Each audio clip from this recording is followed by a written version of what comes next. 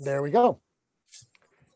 And so my camera is up here and my pictures of you all are down here. So if I'm doing a lot of back and forth, that's the reason.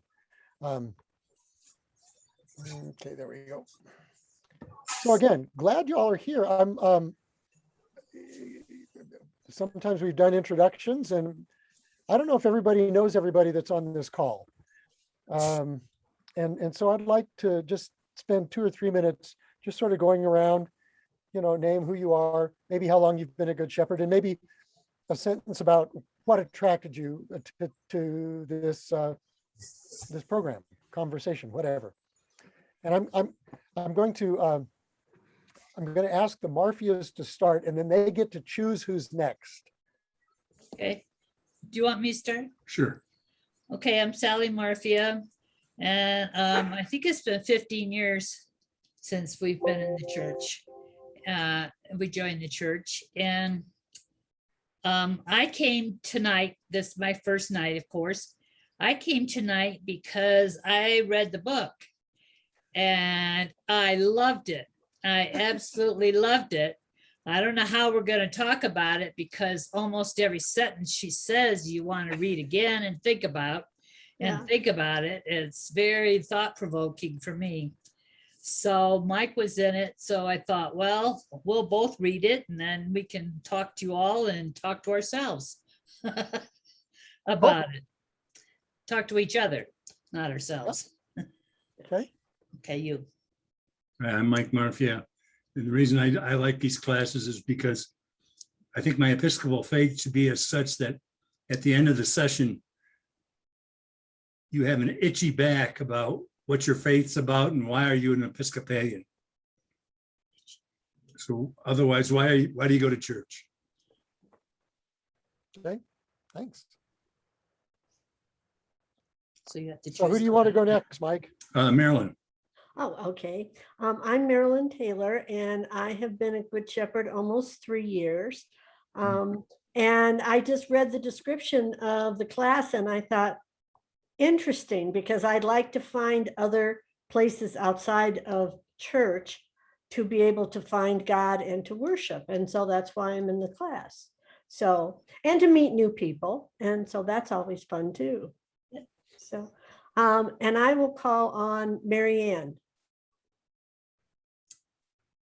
Hi, I've been in Good Shepherd for 2 years, and I always am seeking church and God in places outside the building. And so this felt like a new way to explore those ideas. Karen. I'm Karen Elson, and Ron and I have been at Good Shepherd for probably about 13, 14 years by now. And I read this book a long time ago, or when it first came out, and it just blew me away then. So I love this book very much. I love the incarnation chapter. And I agree with you, Sally. Everything she says is just so contemplative and just gets you in that frame of mind. So I was really anxious to hear other people talk about this book. I wanted to hear what other people thought about it too. And I'll choose Nancy. Hi, I'm Nancy Acosta. I've kind of been off and on at Good Shepherd, starting about 4 years ago. My husband and I kind of bounced back and forth between Episcopal churches. I was attracted to this group because I've read a little bit from Barbara Brown Taylor in the past, and I like kind of her down to earth way of talking, and it's been a while since I've been in a discussion group with Good Shepherd folks, so I thought this would be a great opportunity. Let's see, Whit. I guess that leaves me. First of all, in case any of you are wondering why I have this big black shiner on me, Wow. I thought I'd get that out. Dorothy did that to you? Get that out of the way. No. What'd you do? She said, you be sure and tell people that don't make a joke about me throwing stuff at you. No, actually, I it's old age clumsy, so we'll just let it go at that. Anyway, Boy. our family, Dorothy and I and our two kids, first came to Good Shepherd in 1983. A Wow. long Wow. time. And so Wow. with a couple of moves, household moves, one because of a job and the other because we thought we wanted to live in the mountains in Buena Vista, which we really enjoyed for 18 months, but we decided to move back. Anyway, so I read An Altar in the World many years ago, like Karen, and I really liked it.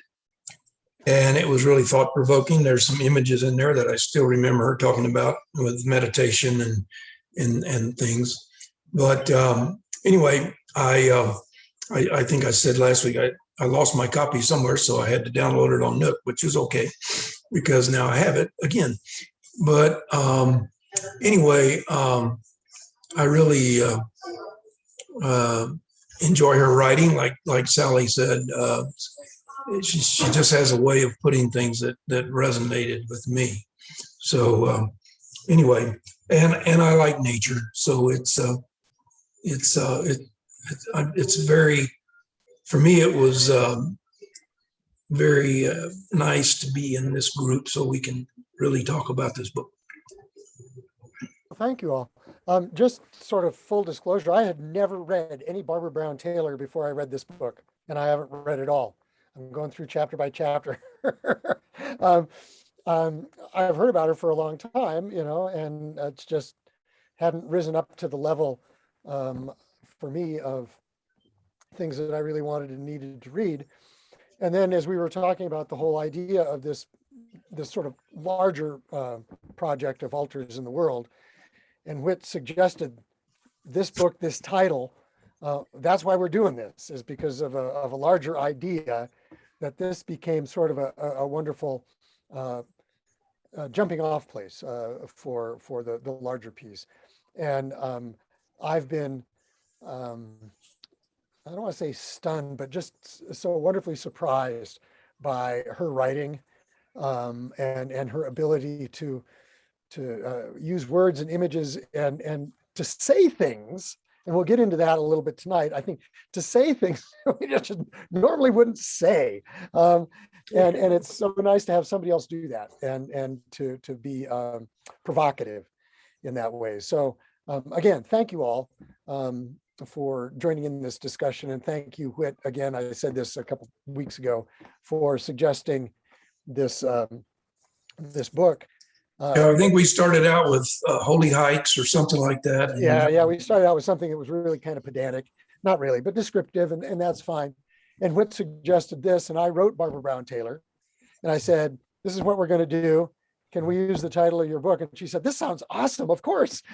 So I'm not, we're not plagiarizing or anything. I do have the author's permission. If anybody wants to see the email, I'll forward it to you.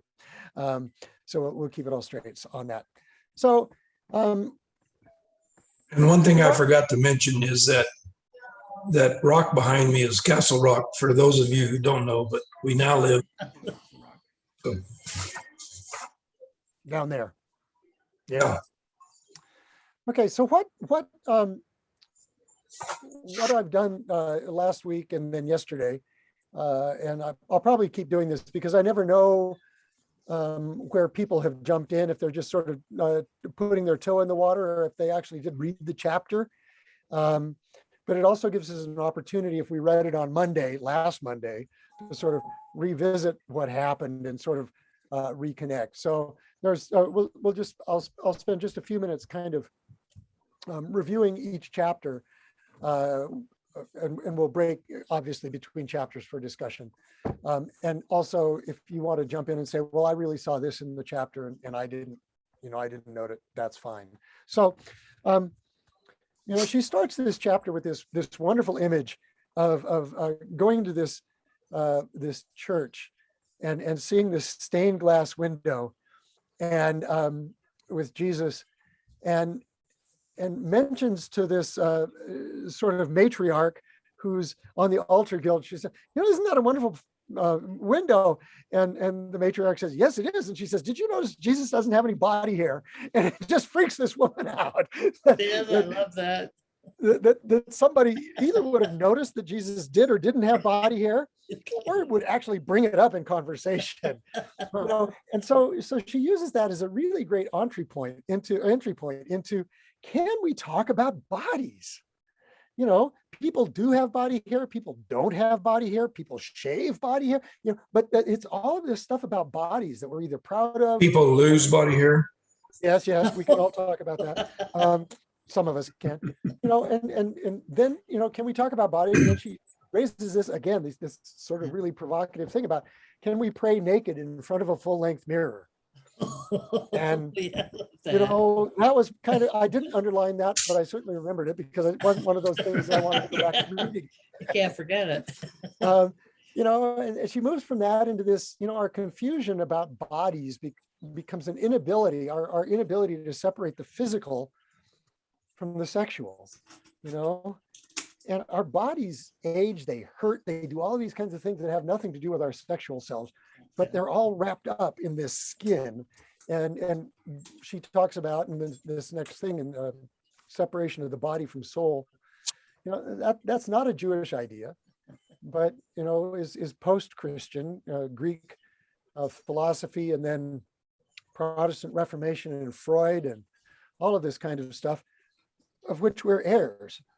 And we can't sort of parse that out and say, well, it's real easy. We're just not going to pay attention to 2,000 years of history. We're all going to start talking about bodies like they did in Jesus's day, because we can't do that.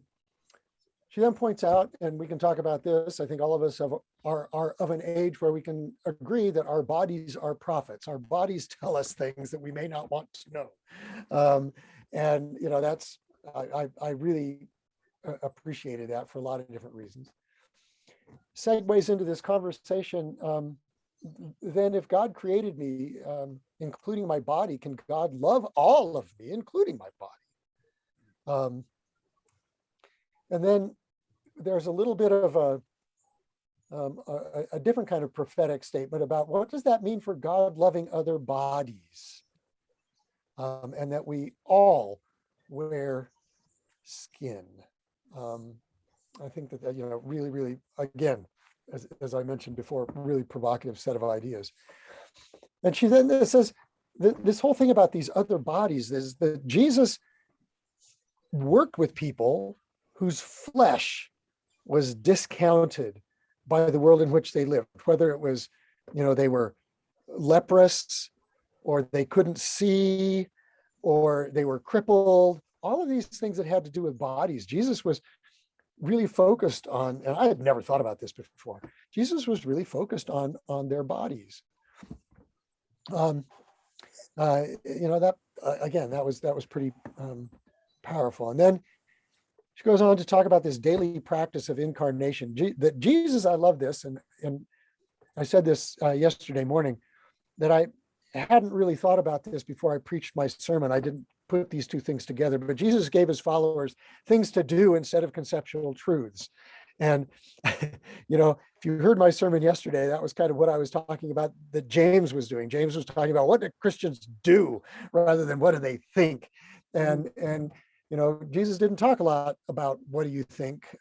He really did talk about what you do. And that, again, that Jesus comes to us in the flesh, that is incarnation.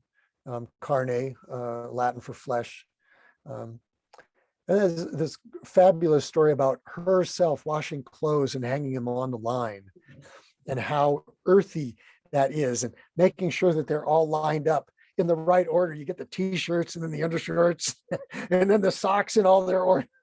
Then you get it and sees that as prayer, good prayer.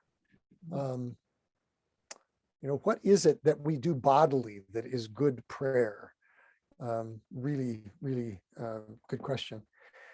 And then she quotes this wonderful hymn by Brian Wren It's on page 47 in the book that starts out as good is the flesh, and these 4 verses of that hymn. I'm not going to reprise it. You can look at that. I'd never heard the hymn. I don't know what piece of music it's set to. I don't know what hymnal you'll find it in. During the discussion yesterday, Deacon Nadine was busy punching away on her phone to find out where she could find it, and sort of did. And we talked about it a little bit at the end, but is the flesh good? Is the flesh good? And I think that that's such a powerful question for 21st century Christians that have spent so much time being in a flesh denying culture. And she doesn't say this. She doesn't wear her Episcopalianism on her sleeve as much as some others might. But the Episcopal Church is pretty much matter affirming. We don't deny a lot of that kind of stuff. So it sounds pretty natural for her to say this. But I think it's still true for most 21st century Christians that the flesh is not a good thing. You mortify the flesh. You discipline it. You do all of these kinds of things. And she tells stories about those problems in this chapter. And then she ends by saying sort of the practice of wearing skin is so obvious that almost no one engages it as a spiritual practice. And we wear our skin every day.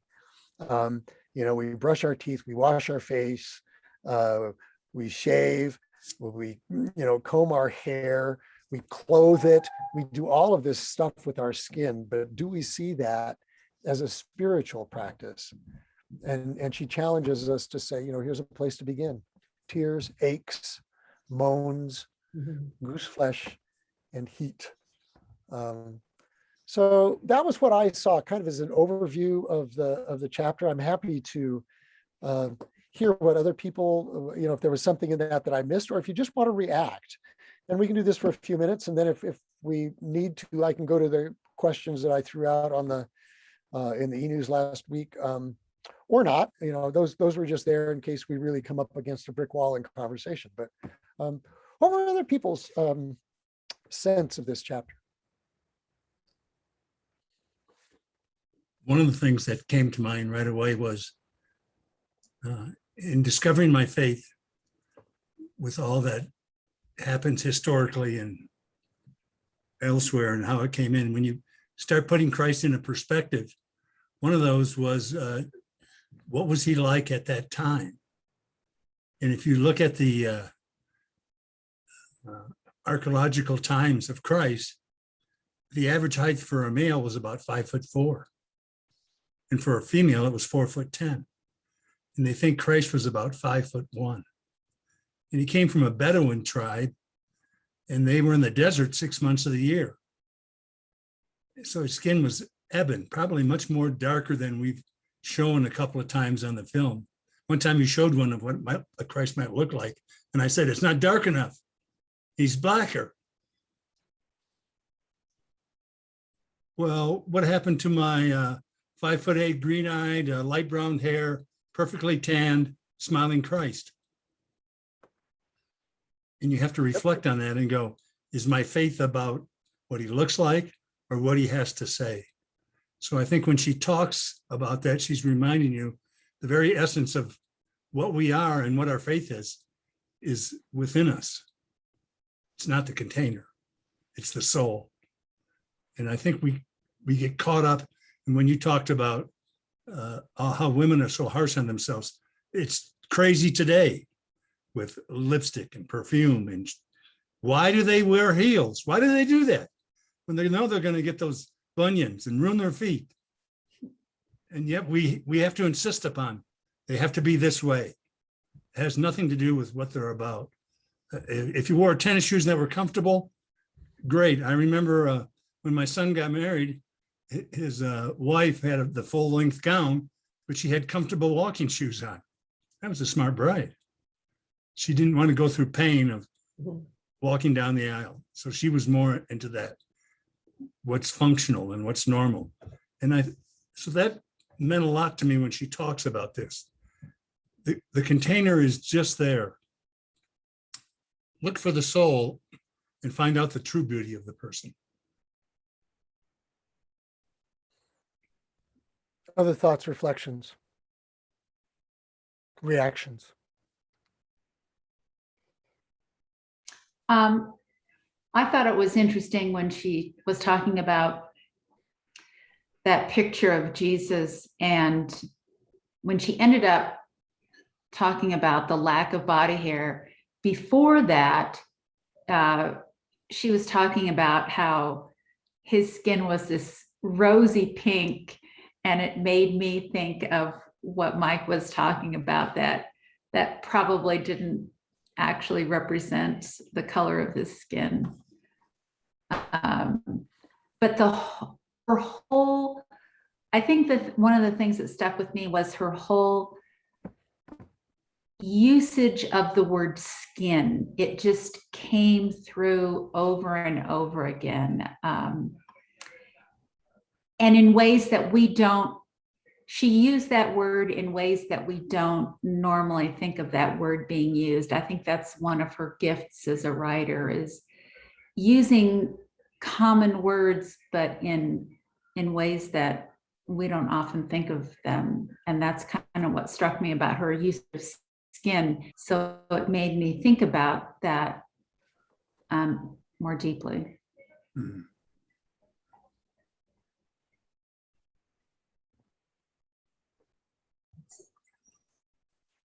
So I sort of have a different reaction from Mike, I think. What I like about this chapter is that I feel that Christians completely, I shouldn't be so dramatic, but that Christians do deny the body of Christ, Christ's body. The way I read the gospel is that he's incredibly active and reacts very physically to the short stories that we know about him. He is turning his body to face the woman with the alabaster jar and who's tugging on his robe. You know, he's a very physical person, and that gets lost in the church dogma and celebration, except at Christmas time when we can talk about the incarnation. And to me, the most moving stories about Christ in the gospel is the resurrection on the beach, being there in the flesh, giving his disciples, meeting them in the morning, giving them exactly what they need, breakfast, fish. He started a fire. He's extending his hands to prove that he's physically there. So in a way, I love these stories about Jesus being physical. And I think what I get from this writer is that you can go there and you can appreciate that and say, yes, Christ is physical in this aspect. So that's sort of my take on it. And that we are physical. We are physical human beings who live with our skin and our tears and our when we put our hands out to receive his body in the wafer. I think that God does come to us in the flesh. And I had to think about that, how many times he comes to me when I've gotten communion, or when I look out my kitchen window and watch the birds and the trees and the sun and the sky, and I just think, what a beautiful world he has given us, that I can sit here and look at this. And that is what you guys are doing. You're going to places, I guess, and making your walks and your things. Is that what this is about? A little Going bit. places and A little seeing bit. things. And I don't have to go any place to see how beautiful God made this world. You can look at the flowers and appreciate the flowers and everything we have He gave us. And what a gracious, wonderful God He was to do that for us. Thank you, Sally. One of the things that sprang to my mind as you were talking was that, you know, the definition that we use for sacrament is an outward and visible sign of an inward and invisible grace, you know, and so those outward and visible signs are bread and wine and water and rings and touching and Mhm. oil, and Yes. it's all this stuff that affects our bodies. Our skin, that- it touches our skin. Yeah, Yes. exactly. Yeah. I was really moved by the whole section on Christ giving his apostles things to do, and to do that required them to touch and interact and feed people and, you know, participate with people in a way that started with a touch or a sharing, but led to deeper connection. So her whole section on foot washing and how when you are washing someone's feet, you can't help but get into a conversation about where those feet have been and the life that they lead and what has led them to where they are. And I've always felt like that was one of the most, I don't know, intimate and soulful within the church, that, you know, and I have to say, it's one of those things that, like, I'm uncomfortable having people touch my feet, and yet it's like when I force myself to say, no, it's okay, go ahead and do this, it's always a connection and a real affirmation that I didn't know I needed, but find every time. And I really think that her, you know, her statements about Jesus gave people things to do and actions to take, and that those actions required interacting with the skin of other people and not just the ideas or in their heads of other people, was really what resonated with me in the whole chapter.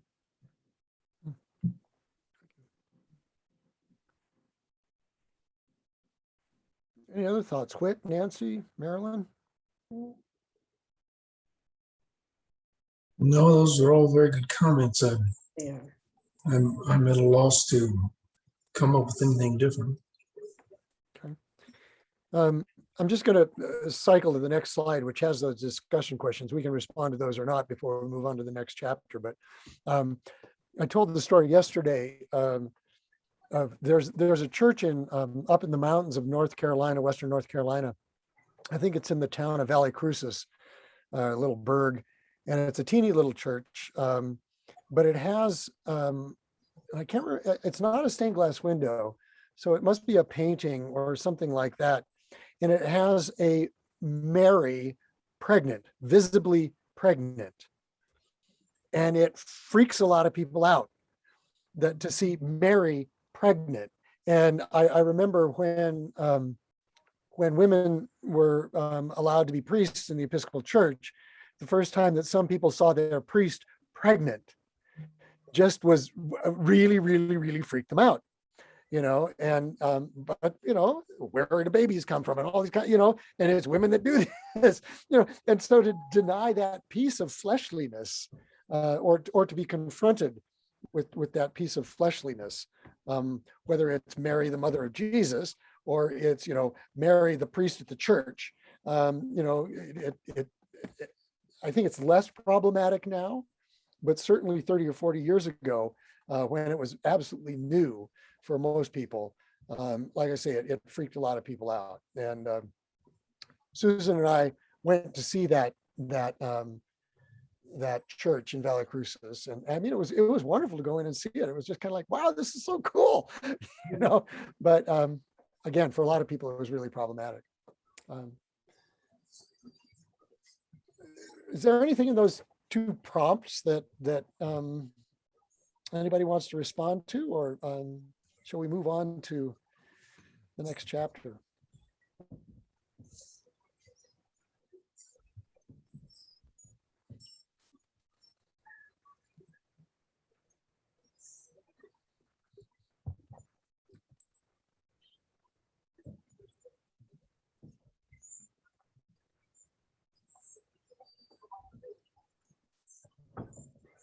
You know, the second prompt there, the one thing that strikes me is I say out loud, and I hear people around me saying out loud, is like on first days of spring when the sun is out. Colorado sun's out all the time, but in other parts of the world where it rains a whole lot, like the East Coast, and it's gray all winter, and then it rains a whole lot.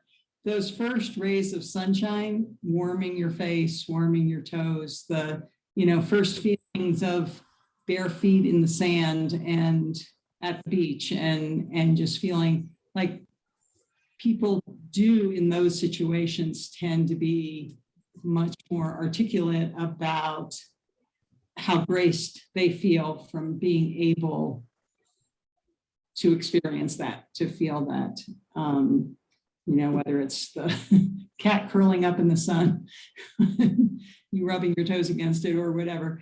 I thought as I was reading, again, the question of, she starts from the standpoint of we're all of us going to point out those things in our bodies that we feel are too fat or too long or too short or too whatever, and the need to not just accept but welcome the grace of being able to move those legs or walk on those feet or move those fingers or do whatever. But the question then of also when there's something that you not love about yourself, but love about your body experiencing something, do you take the moment to say, what a blessing is this? One of the meditation apps that I use, a lot of centering stuff has to do with a body scan, how's your shoulder feeling and all these kinds. And one of these starts with your feet, and he says, wiggle your toes.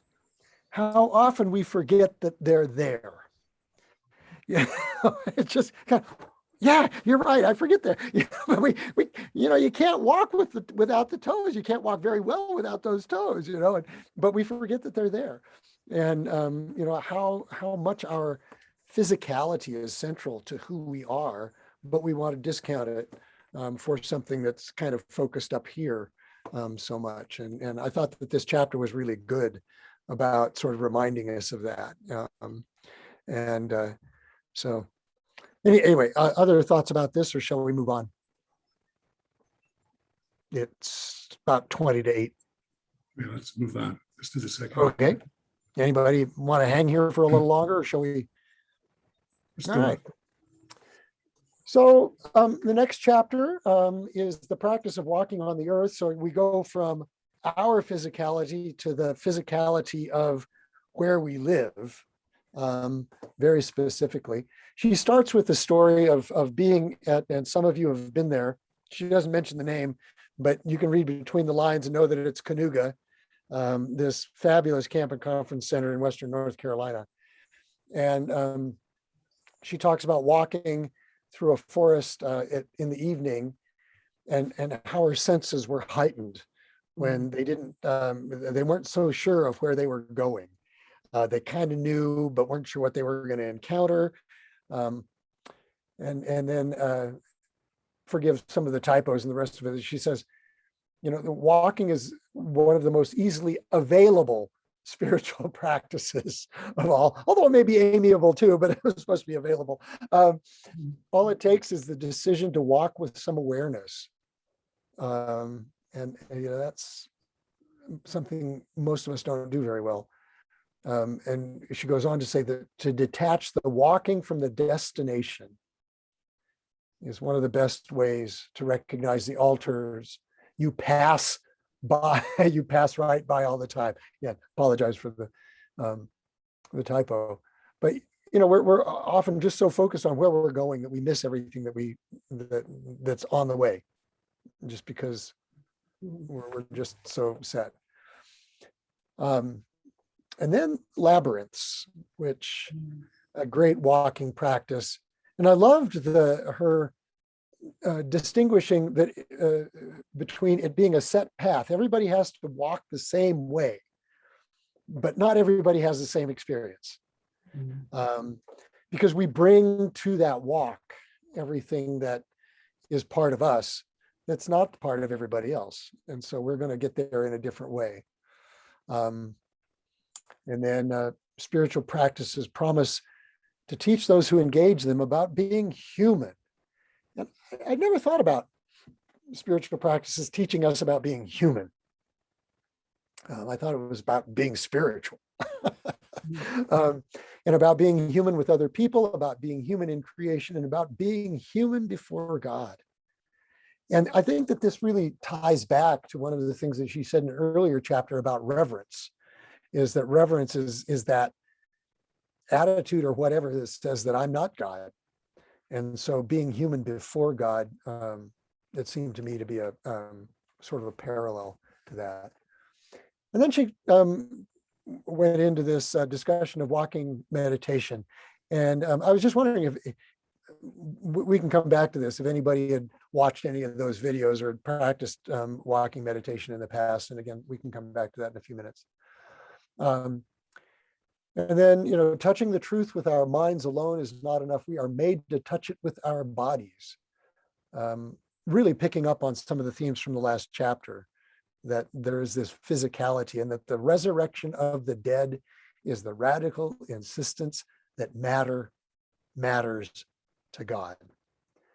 And I heard somebody else say that a long time ago, and I thought that was one of the best rationales for the physical resurrection, is that it affirms materiality, God's concern for materiality, in the same way that the incarnation does, that God became flesh, and that God resurrects flesh.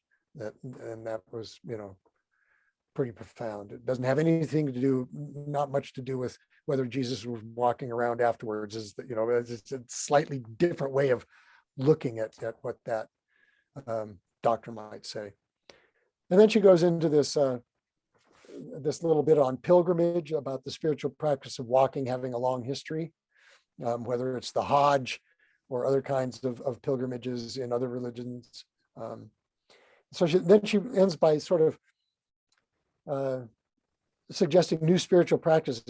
Let's just go try traveling on your knees for a while. Boy, do you notice stuff when it's digging into your kneecap. Or traveling barefoot. Marianne, you talked about, getting on the sand on the beach the first days that you can do that. And I see people running through Cherry Creek State Park. I live right next to it, and some of them there's this one guy, I see him, I don't know, every couple of months. And he's wearing what I would consider really short shorts and nothing else. He's not wearing any shoes. He's not wearing a shirt. It's just these really short shorts. And he's walking on these crushed gravel or dirt or nothing paths. And I'm thinking, my goodness, your feet are a lot tougher than mine. And he doesn't care, even if it looks weird. I don't know if he sees it as spiritual practice or something else, but he doesn't care that it looks weird. I think, ooh, not me. Does he walk So what else normally on it? What's that? Is he walking normally on it? Yeah. Oh my God. Sometimes it looks like he started earlier in the morning and then took off the shirt as it got warmer. But he's just wandering through the park. And usually when I see him, he's getting ready to go into the neighborhood into which he lives. I'm assuming it's into which he lives. You know, maybe his neighbors are accustomed to it, but it's odd to see him in the park when I'm walking the dog. Anyway, what came out of this chapter for y'all?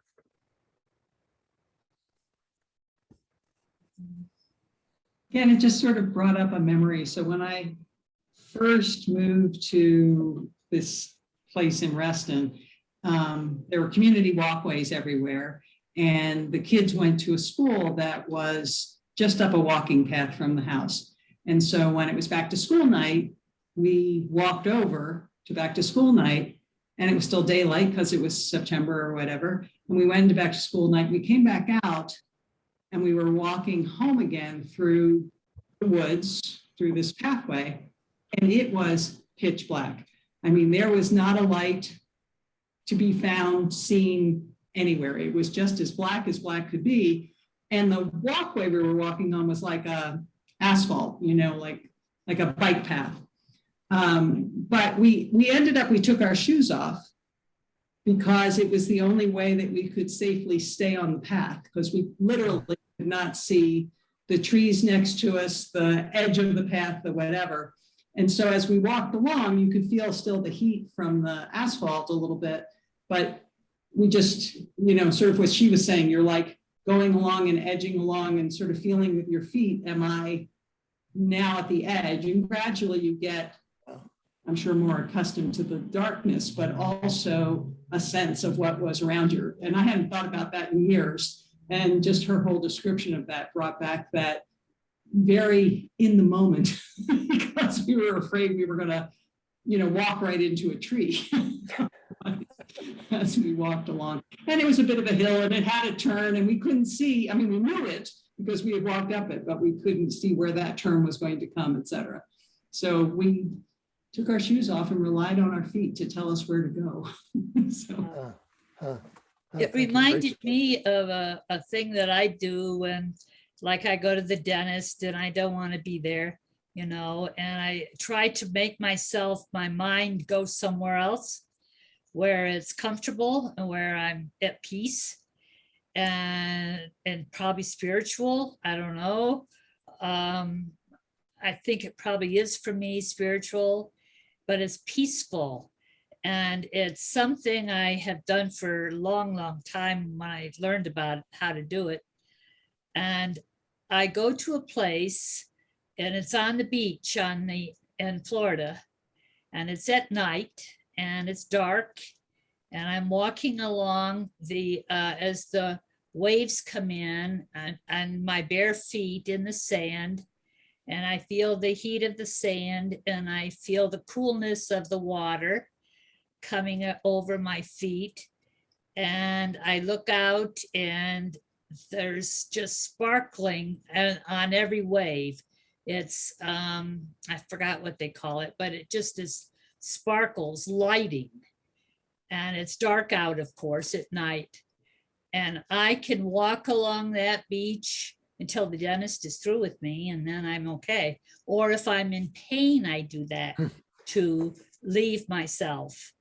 And I used to have a patient when I was working at home care who told me that she went to the Orange Bowl in California, and she pretended that she was at the football game and she was sipping, I think, some nice little drinks with a straw out of the pocket in her jacket. And that's where she was happy. Because that'd make you happy, wouldn't it?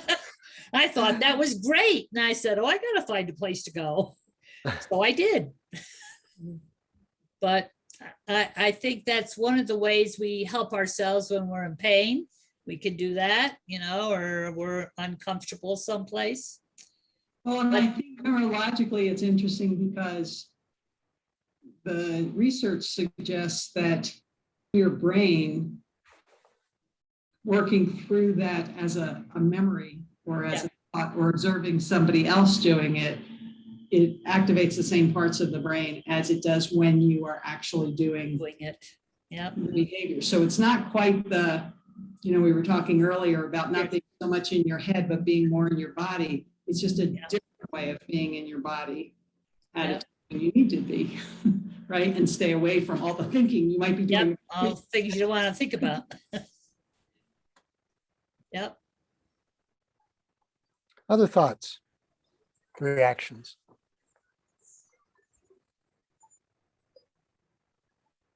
I remember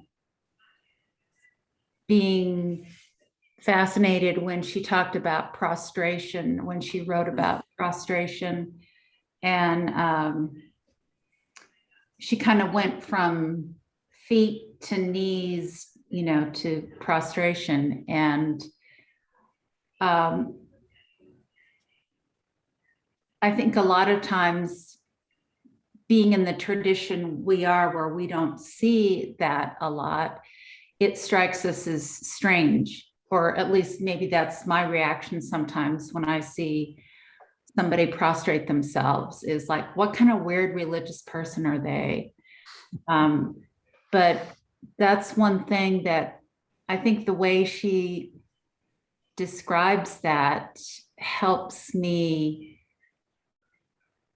better understand where those folks are coming from and why it's an important part of their practice. And maybe it would be worth trying.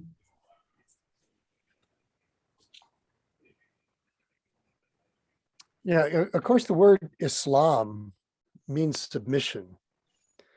And of course, 5 times a day, observant Muslims prostrate themselves, or at least bow. They don't do full laid out prostrations, but bow with their forehead on the ground. So you're down pretty far, 15, 20, 25 times in each session of prayer. And, there's something, I've done that with them, and there's something quite profound about that, about showing that absolute sense of, I am down, I am totally vulnerable. I mean, anybody who wanted to come up could step on your head or on your back or anything like that. You're totally vulnerable before God. And, it's a different, I'm not saying it's a better, but it's a different bodily posture than the one that says, here I am, this sort of receptive thing. That's a perfectly wonderful bodily posture as well. But, what is this, you mentioned the prostrations, and that made me think about that, is watching and participating in this act of being all the way down. Think about yoga, the child pose, all those kinds of things, and what that feels like. So yeah, thank you for bringing that up. And think about doing that 5 times a day, every day of your life. Mhm. I thought, what I don't know. What a strong faith they must have to do that every single day of their life. Yeah. 5 times a day, and they don't miss it. They Right. don't miss one of them. If they can help it, that's right. If they And can. what's fascinating is if you go to Friday prayers, so the Friday noon prayers would be like going to Sunday services, Yeah. and you see, because I'm always down where the men and the women are separated during Friday prayers, but I see these older men, now kind of my age and a little bit older now, but how limber they are, because they've been doing this all of their lives, and how their knees and everything still work in ways that mine don't, because they've been down and bending and doing all of this. Of course they've got chairs on the side for people who can't, but I'm always surprised by seeing, a 20-year-old standing next to a 75-year-old, and they all get down and they do it together, and there's no hesitation, and they just have it. It's amazing. Yeah, it's pretty cool. What dedication. Well, and that's also goes back to just discipline, spiritual discipline. And I believe it was in there here where she was talking to an imam or somebody, and they said, yeah, Christians, you go to church every Sunday, but then you forget what you heard or what you said the rest of the week. So although we consider this weird for them to do that, there's a lot of, there's all types of Christians, and some have very strong daily disciplines. you know, and, you know, my personal one is I pray every morning, but call it meditation, whatever. But so doing it 5 times a day, though, it's hard to forget. Yeah. It's hard to forget. So, you know, what would it be like if we had set 5 set times a day that we prayed instead of, well, when I get to it, or I do this every morning, then I forget about it the rest of the day, whatever. One of the, I only went to one of Billy Graham's meetings. I forget the word, but he was here in Denver, Mile High Stadium. And he quoted St. Paul, you know, pray without ceasing. And he was talking about even pray, you know, if you're going somewhere and you're late for a meeting, pray that God helps you find a parking place. I thought that was a little right at the time. But this whole idea of praying ceasing it's come easier as I got older, because I can be walking the dog and pray, and I can be driving the car and pray. And so, but again, it's not that regimented thing like Islam has. I mean, they're thinking about God, you know, 5 times a day. And I'm not sure I do that. Wish I could, wish I would. But I just really admire it a great deal. I think it's wonderful. Well, I think the other thing too, Whit, And I could do it if I wanted to. yeah. Well, and you know, the prayer book, I'll just, you know, pull out my Yes. Episcopal Yes. hat here. You know, Book of the Common prayer book Prayer. has Yes. you know, morning prayer, noonday prayer, evening prayer, and Right. compline. It's got four Got going on. Yeah. Uh, So and one more. you know, but the thing that's different, I think one of the things that's different is that the prayers for Muslims are very set. They're very formulaic. And I'm not saying that's a good or bad thing. I'm just saying that it is. But there are bodily pieces that are attached to it. You're using your body, whether it's the prostrations or if you're in Friday prayers that have their own structure, and you're listening and you're shoulder to shoulder with it. I mean, it's very physical. And whether or not we have set times of prayer in the Christian tradition or even in the Episcopal Church, most of us, you know, well, we'll just sit there and we'll do it, and we won't move our bodies. And you know, some of us look at others in the church who are crossing themselves or who are kneeling and who are using their body in church or raising their hands, and then, ooh, that's not me, you know, or you know, and so we are, and I think this goes back to, you know, sort of the previous chapter, and it functions here, is we don't think of our bodies as tools of our spiritual expression. Right. You know, we really kind of discount them. And I think that these 2 chapters, I really appreciated, as sort of pushing us to say there is something bodily about that, about our relationship with God, as much as anything else. Anyway, other thoughts?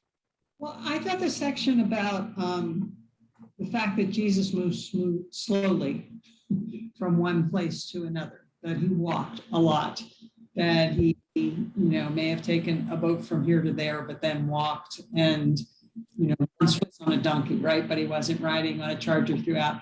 You know, it for whatever reason, it brought up to me the idea of, you know, our politicians who campaign by going to 5 cities in a day, by flying, right? And they're like the same speech, 2 seconds, and then they're out in 2 seconds, you know, and then they're out, and then they're out.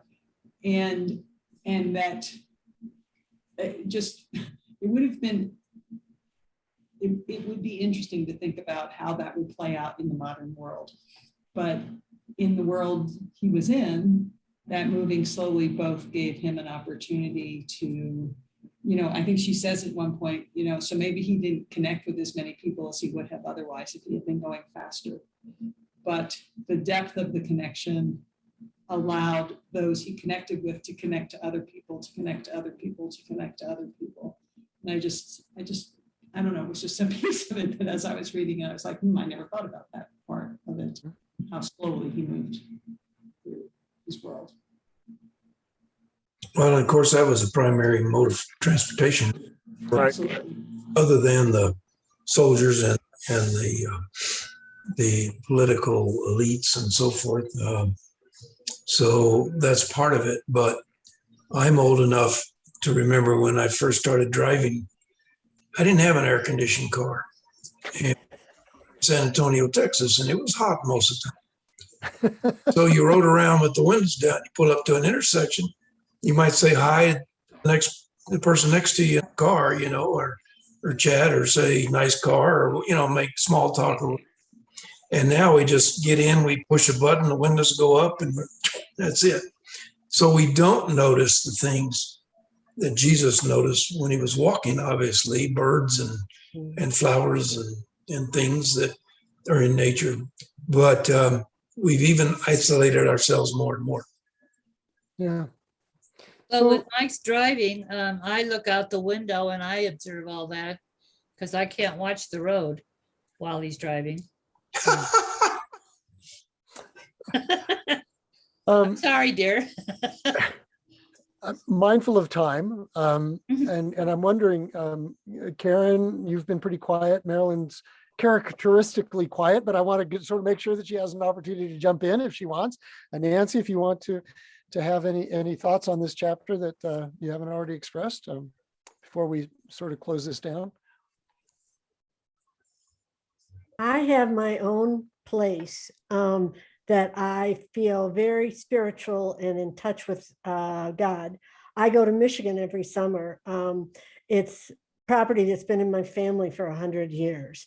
And so I've gone up there since I was a baby. And it's one of my altars. It truly is. I notice a lot of things about it.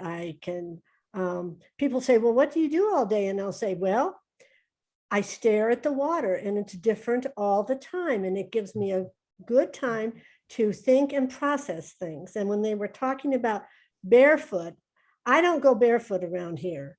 But the minute I get up there, I take off my shoes and I walk out and it's an instant. I'm home, something familiar about this.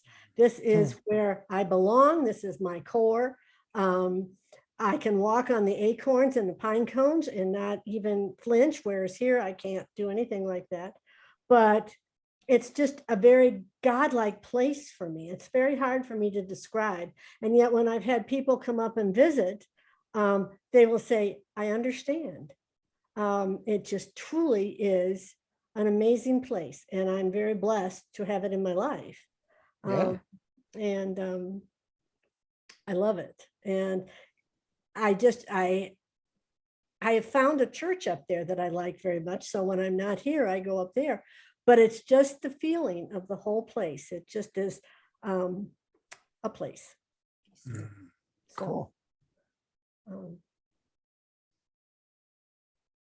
It's good to be with God.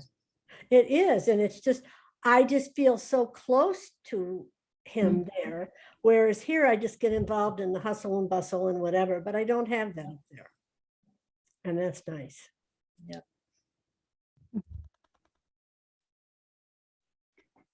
So the one thing that resonated with me on this chapter is I am a labyrinth walker, and it's something that it's a journey. It's you build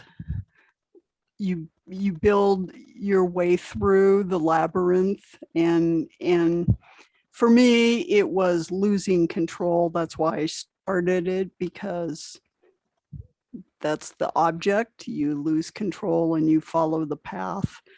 But I must say that it's a little bit different from the groundedness that she talks about in other methods of spiritual discipline in this, in that if you're walking barefoot, like Marianne was talking about, and you're using your toes as the sensory to get through the dark woods, that's kind of a hypersensitivity. when you're walking a labyrinth, it's the rhythm and you forget you're walking. And so it's a totally different type of groundedness, I think. Hmm. So I appreciated her talking about the different, it's all walking. You're a pilgrim walking through the woods, you're a pilgrim walking the labyrinth, but you're using different senses and it's a different experience. That's just what I have to add to this. I have a question, Gary. Is there a labyrinth? I've never done a labyrinth. Is there any labyrinth in this area at all? Or, Yes. Yes. oh, There there are. are some, yeah. And I can put together a list. There's one right across the street from the cathedral, an outdoor labyrinth right across the street from the cathedral. A lot of times, given the neighborhood, it's fenced off because they don't want, it's kind of a park-like area, and they'll get people who will spend the night and all these other kinds of things in there. That's an outdoor labyrinth. There are some others out there, and the number goes up and down depending on the upkeep that folks have had. Okay. Some of them are portable and can be set up outdoors. I had one when I was at DU, but it was too big for any of the interior spaces that we have at Good Shepherd. The big interior space we have is the parish hall, but has a pillar right in the middle of it. It means that you can't use that for a labyrinth, at least not a portable one. And they're a little large for the chapel area, but you know, it is, you know, and it would be easy enough to set up a time to call the cathedral and say, I would like to bring a group of people who've never done the labyrinth to do the labyrinth there, and to have somebody come over and unlock it for us. And that would be easy enough, but, and we could do that. That could be an easy altar in the world outing, just like going to see a sunset. That could easily be one. So thank you, Marilyn. Okay, just curious. Any other closing thoughts?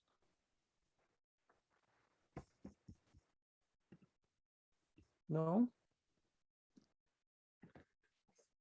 Well, next week, we'll talk about the opposite of walking a labyrinth, which is very defined, and you know where you're going to get to being lost, that being in the wilderness, and then encountering others, or the spiritual practice of being in community. And any of us who've been in any kind of intentional community for any length of time know that can be a blessing and can be really a challenge. And I think, you know, I haven't read these two chapters. I can kind of figure out what encountering others is, but getting lost is usually pretty frightening, but can be pretty enriching, at least my experience. So that's what we'll do next week, whether it's on Sunday mornings at 9:15 or here on Monday night at 7 o'clock. The link will be the same. I keep publishing it, but it's the same link. So you don't have to worry about not getting it. I'll send it out again next Monday, but we'll make sure that you have that. But in the meantime, everybody have a good week. Look forward to seeing y'all soon in one way or another, whether it's on Zoom or in person. But I hope you have a wonderful read and go out and use your bodies on the ground. There we go. Okay. Thank you, Father. Thanks, Thank you. everybody. Take You're care. welcome. Good night, everybody. Good night, everybody. Thank Good you. night. So.